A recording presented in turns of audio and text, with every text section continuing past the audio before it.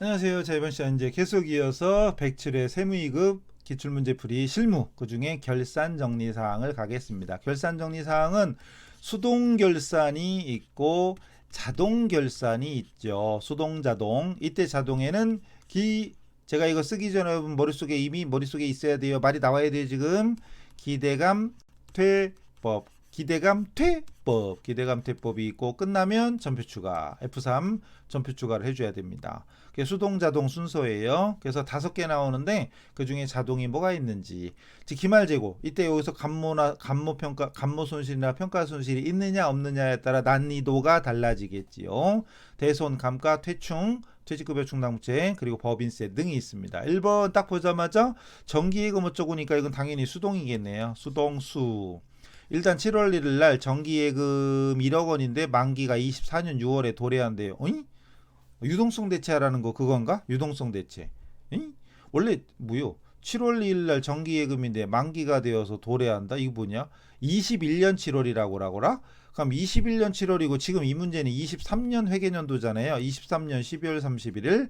그러니까 21년 당시에는 만기가 24년이니까 3년짜리잖아요. 아하, 그럼 장기성 예금이었구나. 그럼 장기성 예금 자산이니까 차변에 1억 이렇게 써 있었겠죠? 근데 오늘 이제 드디어 23년에서 볼 때 24년 6월이니까 만기가 이제 6개월 이내 도래하잖아요. 그럼 장기성 예금을 없애주고 그냥 정상적인 정기예금으로 이건 유동자산이고 이건 비유동자산이니까 유동성 대체를 해줘라 이거지. 일단 수동을 합시다. 수동은 일반 전표죠. 메인 매출 전표는 할 일 다 끝났고 일반 전표에 12월 31일자로 가서 원래 차변에 있던 장기성 예금을 대변으로 보내줍니다. 장기성 예금을 이건 은행 없죠. 우리 전산세무회계에서는 은행 예금에다 은행 안 걸어요. 근데 AT에서는 예금에 무조건 걸죠. 이게 1억이었대. 1억. 그리고 차변에 그냥 일반 정상적인 정기예금, 정기적금 선택해서 예금이죠. 이건 예금 적으면 끝입니다. 유동성 대체. 보통 유동성 대체는 저기에 나왔죠. 왜 차입금, 장기 차입금이 유동성 장기 부채로 바뀌는 그게 나왔는데 이건 그거 아니네. 더 쉽죠. 뭐 어려운 거 아니죠? 설마 이것도 이시청했나? 이시청 있나 볼까요? 짠. 그것도 있네. 정하자하시겠네. 4번에 1번도 있어요. 기각됐지만 세무이급 출제 범위인 회계 이론적 기초 및 당좌 자산에 대한 문제다. 진짜 이게 심각한 거 이런 거 모르고 있으면 이거 이신청한 사람들은 물론 여러분도 한 사람 있죠. 이제 이 하는 건 좋지 뭐 수험생 입장에서. 근데 이건 세무이급 범위가 아니라 전산회계이급 범위예요. 전산회계이급 범위예요. 세무가 아니요. 이건 우리는 적어도 초중고 대학교로 따지면 세무는 고딩 수준은 돼요. 근데 이건 초딩 수준이야. 초딩 진짜로. 21년 7월 달에 정기예금 만기가 24년 도래하니까 3년짜리다. 장기성 예금이다. 따라서 이건 비유동 자산으로 분류가 되어 있었고 1년 이내 도래하니까 유동성 대체를 해라 이거죠.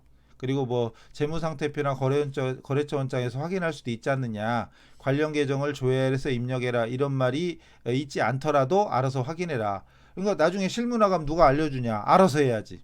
그죠? 알아서 해야죠. 당연한 거죠. 기각됐습니다. 2번 3번 다 있네. 다 있어. 2, 3, 4, 5번도 있는 거 아니야?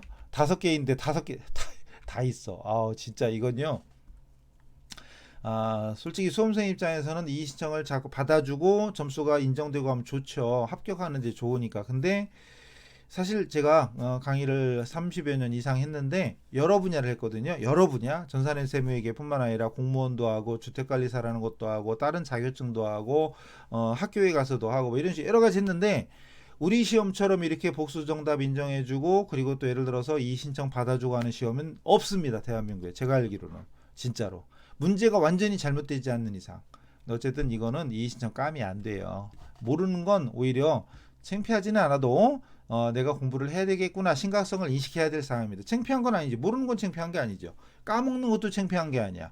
아니 회계 2급 때 배웠던 거 지금 어떻게 알아? 그럴 수도 있지. 그러나 이거를 잘못됐다고 따질 건 아니라는 거죠. 그죠? 그리고 이거는 내가 이걸 까먹었구나 이런 인식을 가져야지 잘못됐어 이러면 안 돼요.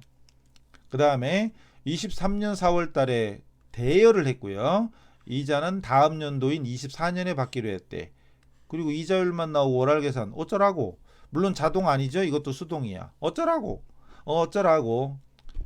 이것도 회계이급 수준이에요. 세무이급 아닙니다. 회계이급입니다. 이의 신청한 사람들은 도대체 무슨 생각인지, 공부를 했다는 건지 안 했다는 건지 의심스러워야 돼. 이것도 자기 가슴에 발을 얹고 고민을 해야지 이걸 이의 신청하시면 안 됩니다. 자, 일단 이거 뭐냐 하면 우리 회계 발생주의잖아요. 오늘 빌려줬으면 이자를 내년에 받아. 그러나 오늘이 23년 12월 말이잖아요. 12월 31일 현재 이자는 발생했죠. 이자 수익으로 인식해라. 그리고 실제는 못 받았으니까 미수 수익으로 인식해라 이거죠. 이거 전산회계 2급이에요. 전산회계 2급짜리인데 세무 2급에 나온 거예요. 이걸 몰랐다? 그럼 반성부터 해야지. 따지면 안 되죠. 요즘은 그렇잖아요. 잘못한 사람이 잘못했다고 안 해. 대통령님도 그렇대. 역시 통이 크신 분이라 내가 피해를 입었는데 피해 입은 사람이 가해자한테 괜찮다. 얼마나 좋잖아요. 요즘 길 가다가도 저 버스 탈 때도 그랬는데 어떤 사람 가방으로 사람 부딪혔어. 그럼 옛날 저 같은 사람들은 부딪혔으면 일단 죄송합니다 이거부터 나올 텐데 이렇게 하고 쳐다보고 그냥 가요. 그럼 부딪힌 사람은 뭐지? 이러고 그냥 가. 요즘 그런 세상이라 어쨌든 이거는 분명히 회계이급이에요. 저 전산회계 이거 강의실에 이거 미수수익, 선수수익, 미지급 비용, 선급 비용 다 강의하잖아요. 이건 세무이급에서 이걸 모른다?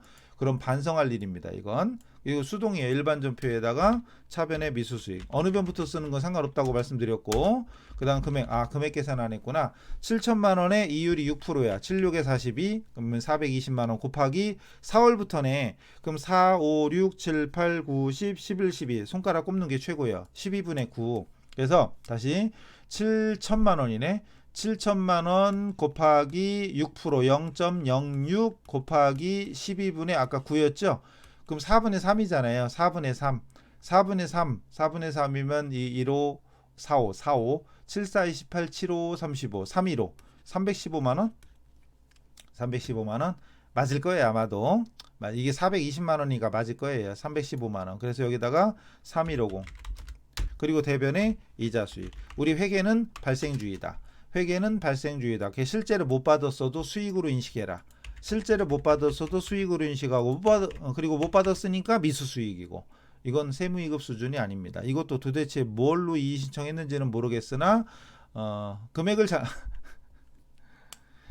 잘못 적으면 정답으로 인정 안 한다. 이거 너무하다 진짜. 이건 예를 들어서 315만 원인데 3,150만 원 적었어. 분계는 맞았대. 자, 미수 수익, 이자 수익은 맞았는데 금액이 틀렸대. 이거 분계 맞은 거예요? 자, 최근에도 그런 질문이 있었는데 분계는 맞았는데 금액이 틀렸어요. 부분 채점 돼요? 될 리가 있나?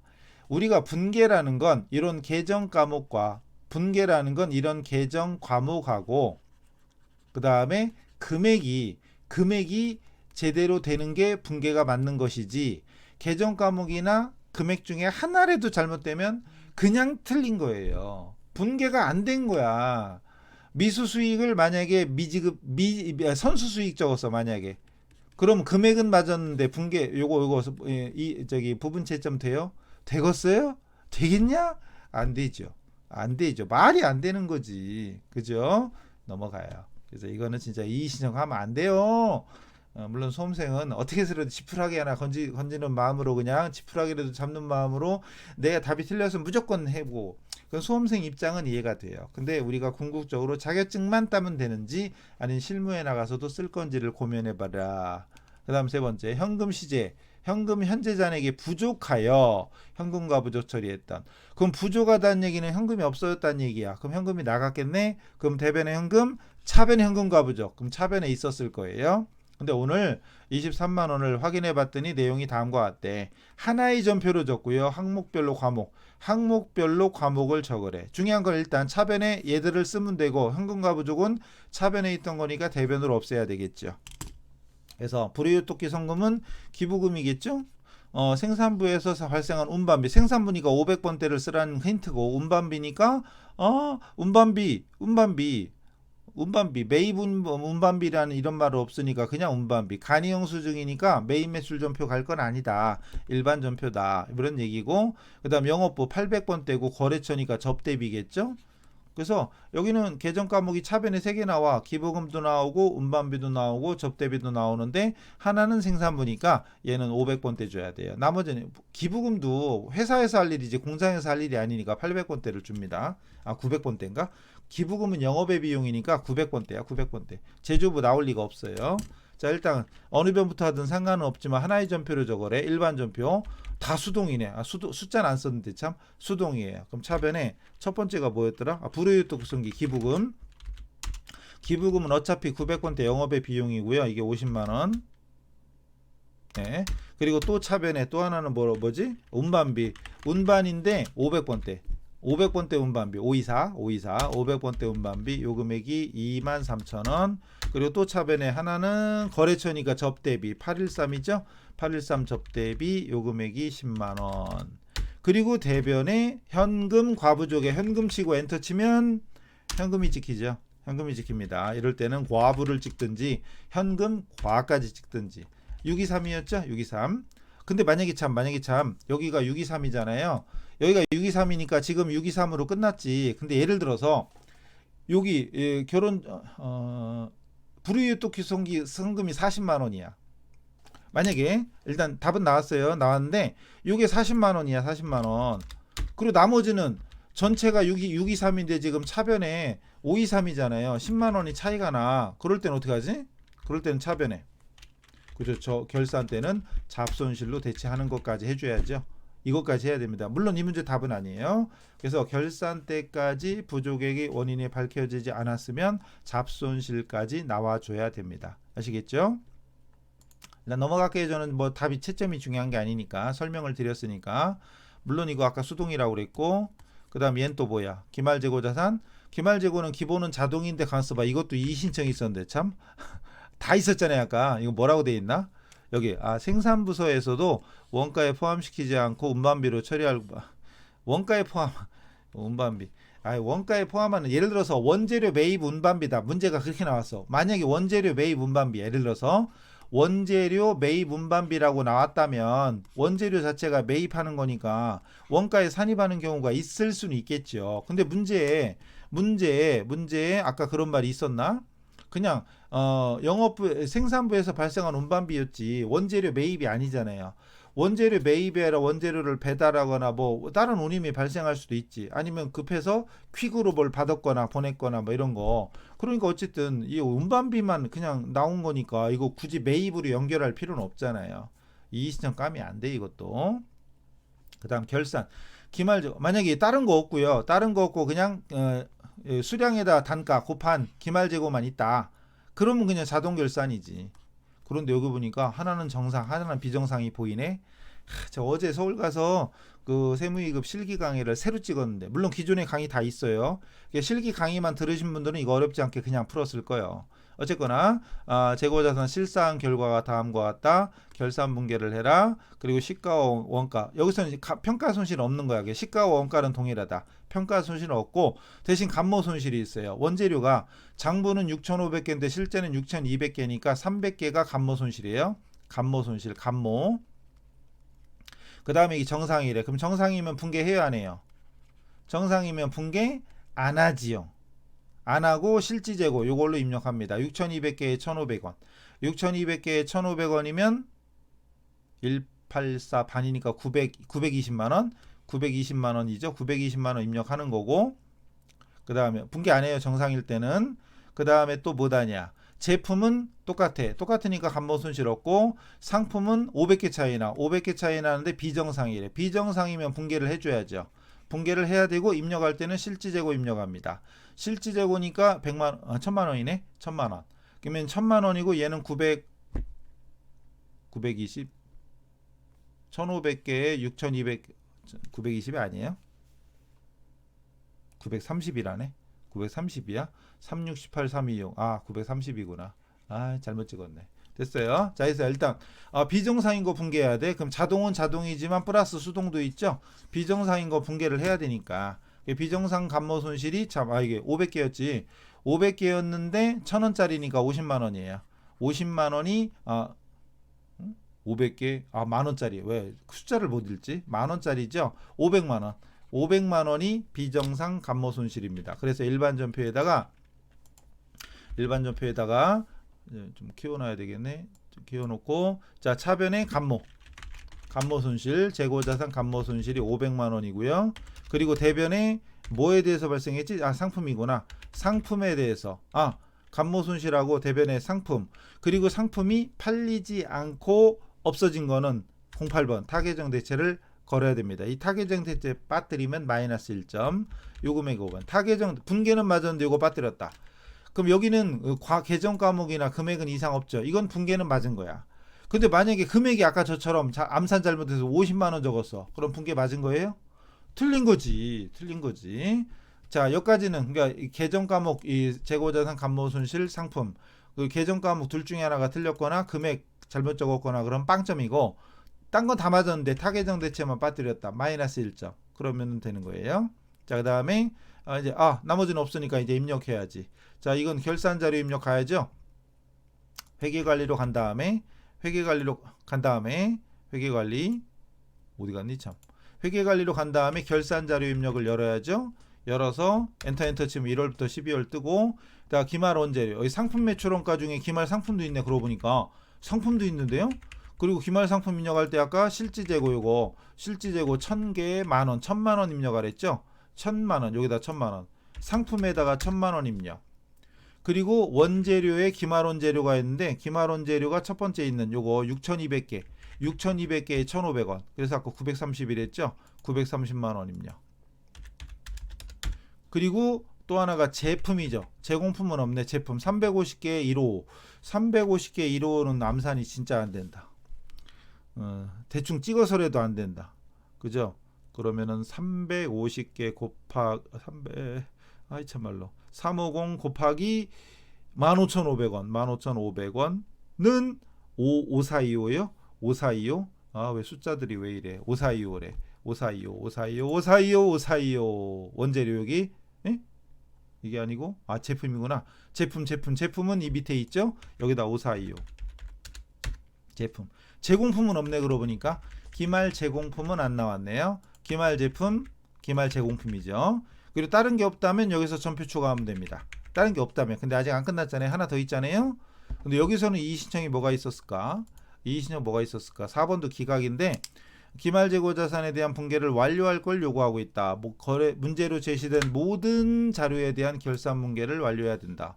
따라서 비정상 감모 손실에 대한 일반 전표 입력 후 결산 자료 입력해라. 당연하죠. 그리고 결산 자료 입력을 이용하지 않았더라도 결론 재무상태표의 표시가 동일하게. 그러니까 지금까지 이제 우리가 했던 것처럼 제대로 해줘야 재무상태표나 손익계산서에 제대로 반영이 된다, 이 소리죠. 5번은 뭔지 모르겠으나 넘어가 볼게요. 자, 일단 5번 문제로 가죠. 이제 5번은 뭐냐? 대손 나왔네. 대손. 자동이네. 자동. 기말연재 보유 중인 외상매출금 받으러 온 매출채권, 그리고 대여금도 있어. 대여금에 대해서 기타 채권 나머지는 잔액은 제외하고 대해서만 1%의 충당금을 보충법으로 설정하고 있다. 원미만 절사. 원미만은 잘라라. 이거까지는 안 나오겠지. 그리고 원래 우리가 하고 있는 게 보충법. 즉 대손 추산액 있죠. 예상액. 대손 예상액 또는 추정액. 추산액, 추정액, 엉딩이나 방딩이나 같은 거고, 여기에서 대손 충당금 잔액, 대손 충당금 잔액을 뺀 나머지를 추가 설정하거나 또는 마이너스 나오면 환입시키잖아요. 원래 우리가 하고 있는 게 보충법이에요. 중요한 건 1%라는 거지. 외상매출금 받으러 오면 대여금의 1%. 그러면 결산자료 입력에 상단의 대손상각을 클릭한 상태에서, 그리고 땡큐는 그냥 1%인 거지. 그리고 예전에 한번 나온 적이 있는데, 예를 들어서 외상매출금은 2%고 받으러 오면 1%다. 그럴 때가 있었어요. 그럴 때는 1% 금액, 만약에 외상매출금이 2%야. 그러면 계산기 누를 거 없이 요거만 잽싸게 이자로 딱 바꿔보니까 6862 어쩌고 685250960이잖아요. 메모 해놓는 거지. 그것만 메모해놓고 다시 1% 딱 바꿔. 그럼 이제 방금 메모하는 거 68에 입력하는 거지. 하나는 1%, 나머지 2%, 막 이런 식으로 나올 때는 그걸 알아서 센스껏 하면 되고요. 여기서는 퍼센트는 똑같으니까 냅두고, 자, 문제에서 요구한 외상매출금 받으러 오면 냅두고 대여금도 냅둡니다. 그리고 미수수익은 스페이스바 눌러서 지워요. 이 상태로 결산 반영. 이 상태로 결산 반영. 눌러주고 다른 문제 없죠. 맨 밑에 있는 예를 들어서 선납세금 이런 문제도 이 문제는 없죠. 이제 이게 5번이 끝이니까 5개씩 나오니까 더 없어요. 그럼 이 상태에서 전표 추가. 그리고 참고로 이 선납세금 입력하고 추가 계상하는 걸 만약에 모른다든가, 그리고 또 퇴직 충당 요거 입력할 줄 모른다 그러면 빨리 실기 강의 한 번씩 카페 오셔서 들으세요. 그래서 더 없으니까 전표 추가합니다. 전표 추가 예. 그리고 일반 전표로 가보면, 일반 전표에 가보면 우리가 입력한 게 벌써 몇 개야. 어유 되게 많은데, 현금 가부족에 뭐 이자 수익에 이 장기성 예금까지 엄청 많은데, 거기다가 조회 눌러보면 갑자기 분계가 수십 가지 나왔죠. 기타의 대손상각비도 돼 있고 대손상각비도 돼 있죠. 근데 이거 자동 결산 돼 있잖아요. 우리가 손댈 게 없잖아. 넘어가면 되지. 결산 자료 입력 들어가서 반영해 주면 끝나죠. 우리가 직접 분계 입력하는 게 아니죠. 물론 난 수동으로 할래. 나는 자동으로 안 하고 또는 다 수동으로 할 거야. 그러면은 차변에 835 대손상각비, 그리고 대변에 외상매출금 충당금 109번, 받으러옴 충당금 110번, 111번 참, 그리고 기타의 대손상각비, 중요한 게 이거죠. 기타의 대손상각비, 그리고 대변에 대여금 플러스 1번. 근데 이걸 손으로 왜 하고 있어? 자동으로 그냥 끝날 걸. 어쨌든 이것도 이의 신청이 있었는데 뭐였을까요? 외상매출금 받으러옴 대여금에 대해서 다른 건 제외하고 설정하는 걸 요구하고 있다. 기타 채권에 대해서 충당금 설정하면 틀리다. 당연히 틀리지. 아니 문제에서 요구한 게 3개잖아요. 아까 미수수익 하나 있었잖아. 미수수익은 이거 할 필요 없죠. 하지 말랬는데 왜 해?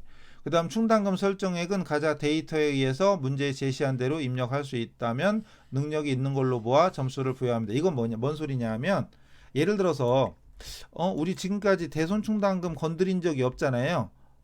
앞에 문제 없었죠. 하나도.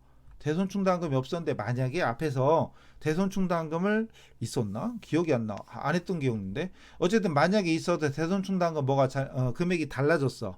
그러면 이 결산자료 입력할 때도 대손상각비 요금액이 달라질 수도 있잖아요. 예를 들어서 이건 있겠다. 외상매출금. 대손충당금은 없었는데 외상매출금이 앞에 분계 중에 있었죠. 선수금이었나? 물론 어쨌든 외상매출금이 일반 전표나 메인 매출 전표에 만약에 있었어. 근데 만약에 그 문제를 틀렸으면, 만약에 가정해요. 틀렸으면 결산자료 입력을 열었을 때 대손상각을 감가가 아니라 대손상각을 클릭했을 때 여기 있는 요 금액이 달라졌을 거 아니에요. 만약에 앞에 있는 외상매출금 분계가 뭔가 잘못됐으면 여기는 442 648인데 만약에 내가 시험 볼 때는 440 648이었다. 그럴 수도 있죠.